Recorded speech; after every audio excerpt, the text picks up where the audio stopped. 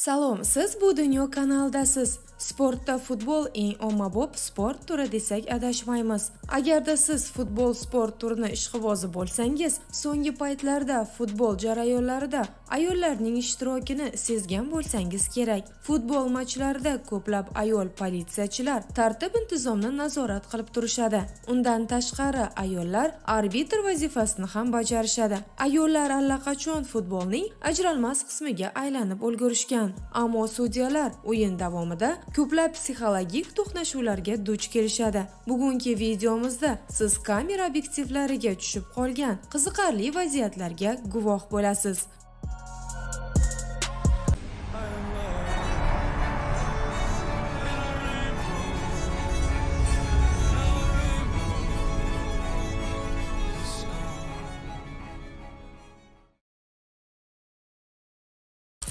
Hammaga ma'lumki, futbolchilar o'zlarining haqliklarini jahl bilan birga ayrim hollarda kuch ishlatish bilan ham isbotlashadi.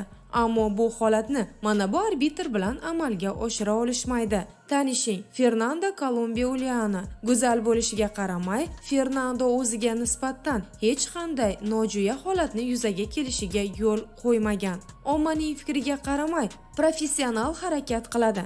Uning aytishicha, odamlarni uning professional sudyaligi emas, balki tashqi ko'rinishi ko'proq qiziqtiradi. Unga nisbatan turli vaziyatlar yuzaga kelgan. Buning hammasi uning go'zal qiyofasi bilan bog'liq. Ammo uning himoyasi bu Fernandoning hazilkashligi.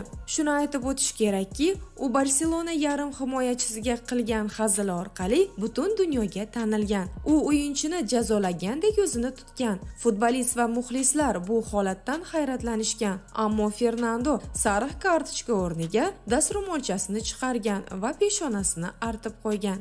Keyingi holat Braziliya bilan o'rtoqlik uchrashuvida muxlislarni yanada hayratga solgan. Bu yerda hech qanday qonun buzilmagan, chunki u Sandro Richining qonuniy rafiqasi. Shuni aytib o'tish kerakki, bu go'zal qiz 2014-yildan rasman Braziliya A seriya o'yinlarini yon tomon arbitri sifatida boshqarib borgan. Bir necha yil o'tib, FIFA arbitri bo'lgan. 2018-yilga kelib, arbitr sifatida o'z faoliyatini to'xtatgan.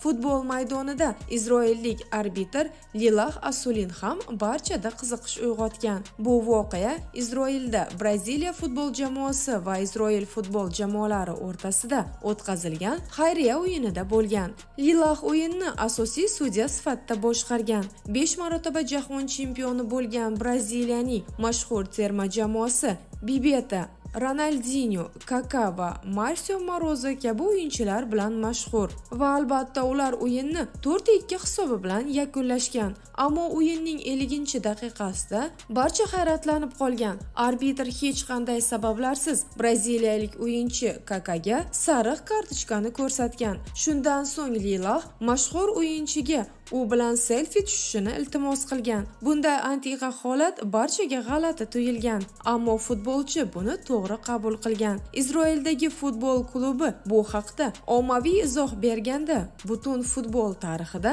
sababi oqlangan sariq kartochka deb izohlashgan. Futbolchilar bu holatni xursandchilik bilan qabul qilishgan.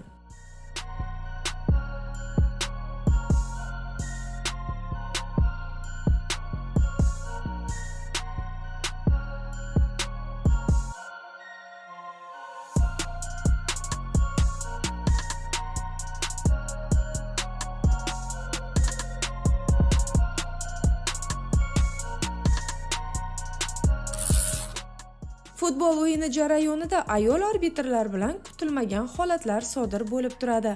Har holda bu vaziyatda sudyaga omad kulib boqqan va futbolist imkon darajasida qizni yiqilmasligi uchun harakat qilgan. Bu holatda esa buning iloji bo'lmagan va ular birgalikda qo'yilgan chegara ustiga qulashgan. Har holda uning turishiga ko'maklashgan. Ammo bu videoga diqqat qiling. Erkak arbitrning yiqilishi va unga hech qanday yordam ko'rsatilmaganiga guvoh bo'lasiz.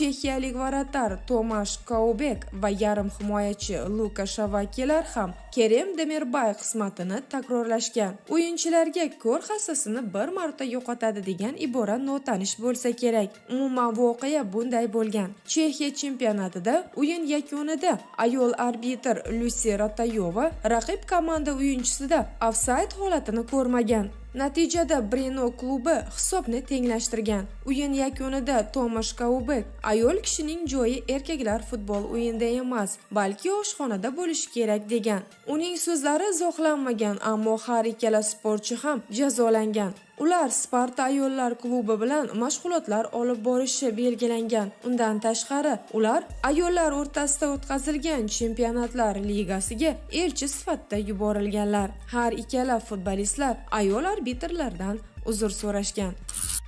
Dunyoning o'zgarib borishi juda qiziq. 2019-2020 yil Yevropa o'yinlarida ayol arbitrlar guruhi faoliyat olib borgan. Bu safar UEFA Superkubok o'yinlari haqiqatdan ajoyib bo'ldi va UEFA Superkubok o'yinlarida asosiy arbitr sifatida o'yinni fransiyalik Stefanie Fraffer boshqargan. Bu ayolni nozik deyishga hech kimning haddi sig'maydi. Jiddiy yuz qiyofasi va aniq berilgan komandalar bu unga xosdir. U olib borgan 142 ta o'yinda 142 marta sariq kartochka, 21 marta futbolistlarni o'yindan chetlatish va 26 marta 11 metrli zarbalarni tepish choralari qo'llanilgan. Ammo ayollar futbol o'yinlarida erkak arbitrlarga oson bo'lmaydi. Ayollar hech ham ularni avaylashmaydi. Videomiz so'ngida sudyalar bilan bog'liq bo'lgan qiziqarli holatlarni ko'rsatamiz. Portugaliya chempionat o'yinida 31-matchning 56-daqiqasida arbitr Luis Gardinho hech qanday sababsiz o'yinni to'xtatgan va o'yinni Jorge Cruz egallagan va sherigiga bayroqchani bergan. Ammo qaytganda uni surpriz kutib turgan edi. Asosiy arbitrdan qizil kartochka. Aslida arbitrlar juda xushchaqchaq insonlar. Bir qarasangiz itga sariq kartochka ko'rsatishadi. Bir qarasangiz o'rdaklarni qizil kartochka bilan maydondan chiqarib yuborishadi.